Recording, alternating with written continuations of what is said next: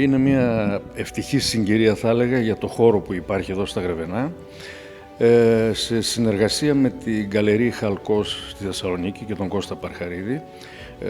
Είναι η πρώτη φορά που συνεργάζεται ο χώρος αυτός εδώ συγκεκριμένος του Καρναβά, ο χώρος πολιτισμού στα Γρεβενά, με Γκαλερί της Θεσσαλονίκης.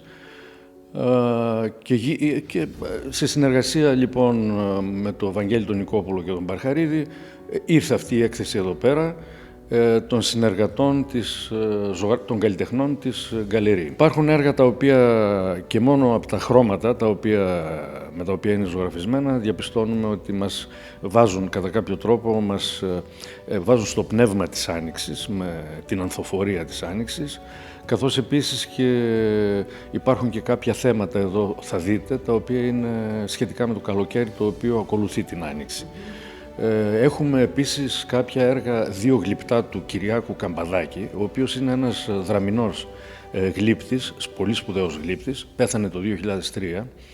Μας τα έδωσε για την έκθεση, είναι ευγενική παροχή των έργων για την έκθεση τη συγκεκριμένη στα Γρεβενά. Βασικά θέλω να πω ότι από τη στιγμή που υπάρχουν τέτοιοι χώροι που σπανίζουν στα Γρεβενά, είναι μοναδικός στην περιοχή, ο χώρος του Καρναβά είναι μοναδικός στη Δυτική Μακεδονία, χώρος ο οποίος είναι κατάλληλος για εκθεσιακές δραστηριότητες. Από τη στιγμή που υπάρχουν τέτοιοι χώροι, γίνονται, ας το πούμε, πολυέλξεις για δραστηριότητες καλλιτεχνικές και πολιτισμικές. Είναι 35 έργα από 6 καλλιτέχνες. Η έκθεση θα διαρκέσει μέχρι τις 6 Μαΐου. Θα μπορούσαμε να αναφέρουμε και τα ονόματα των καλλιτεχνών, που είναι η Σύνθια Γεροθανασίου, Γιάννης Ζόγας, Κυριάκος Καμπαδάκης, ο γλύπτης που σας είπα από τη Δράμα, η Κάλλη Καστόρη, η οποία είναι και μουσικός, κλασική κιθάρα, Κώστας Διός και Σκούλος Στέλιος. Αυτοί είναι οι καλλιτέχνες, εκ των οποίων ο Γιάννης ο Ζόγας και εγώ, οι υπόλοιποι είναι Θεσσαλονικής καλλιτέχνες. Κύριε Διό, πείτε μου λίγο, οι αγαπημένες μου παπαρούνες πάντως δεν λείπουν από τις εκθέσεις και είναι πραγματικά εντυπωσιακό και καθαρά ανοιξιάτικο, θα πω, θέμα. Δεν θα μπορούσαν να λείπουν οι παπαρούνες από μια έκθεση η οποία αναφέρεται στην Άνοιξη, αλλά σε γενικές γραμμές με τις παπαρούνες ασχολούμαι από το 1990 περίπου και μετά, σαν θεματογραφία, και αυτό συμβαίνει ασταμάτητα. Βεβαίως μεσολαβούν πάντα και κάποιες άλλες θεματογραφίες, αλλά είναι η αγαπημένη μου, μου δίνει και εμένα μια αίσθηση άνοιξης, μια μυρωδιά καλοκαιριού.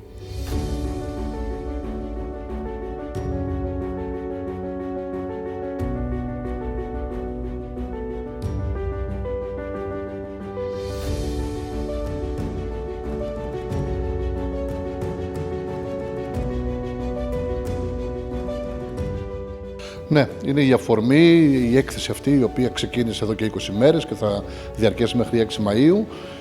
Μία έκθεση ζωγραφικής με 6 καλλιτέχνες, η οποία είναι μέσα στο πρόγραμμα των εκδηλώσεων και των εκθέσεων του 2026. Έχουμε κι άλλα που ακολουθούν.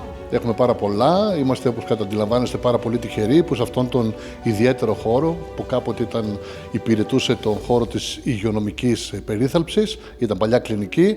Από το 2021 που έγιναν τα εγγένεια με αφορμή τα 200 χρόνια της Εθνικής Παλιγενεσίας, έχουν γίνει πάρα πολλές δράσεις, δραστηριότητες, εκθέσεις και εικαστικές συναντήσεις καλλιτεχνών. Για το 2026, μετά από αυτή την έκθεση, ακολουθεί μια έκθεση με θέμα αγιορείτικη φωτογραφία. Έχουμε έκθεση με τον μεγάλο φωτογράφο της Λάρισσας, τον Τάκη Τλούπα, και συνεχίζει με τον μεγάλο εικαστικό Θόδωρο Παπαγιάννη και άλλες πολύ ενδιαφέρουσες συναντήσεις εικαστικές. Τώρα έχει και μια ιστορία αυτός ο χώρος πολιτισμού. Θα θέλατε να μας την πείτε?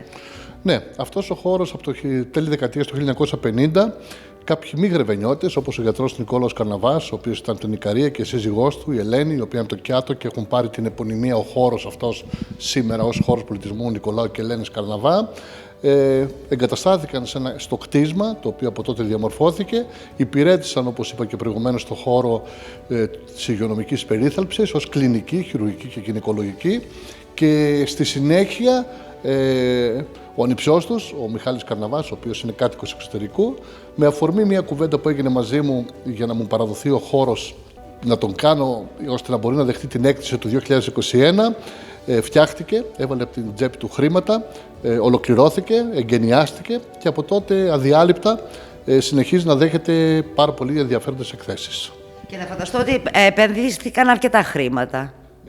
Επενδύθηκαν αρκετά χρήματα και στις σκέψεις του είναι μελλοντικά και ο πάνω όροφος, πάνω από αυτό που είμαστε σήμερα, να γίνει και εκείνος ο χώρος, εκθεσιακός χώρος, όπως αντιλαμβάνεστε τα πράγματα μετά σοβαρεύουν, όχι ότι δεν είναι σοβαρά, σοβαρεύουν ακόμη περισσότερο, γιατί θα μπορεί να φιλοξενεί και δύο διαφορετικές εκθέσεις συγχρόνως, να λειτουργούν συγχρόνως δηλαδή σε δύο διαφορετικούς χώρους.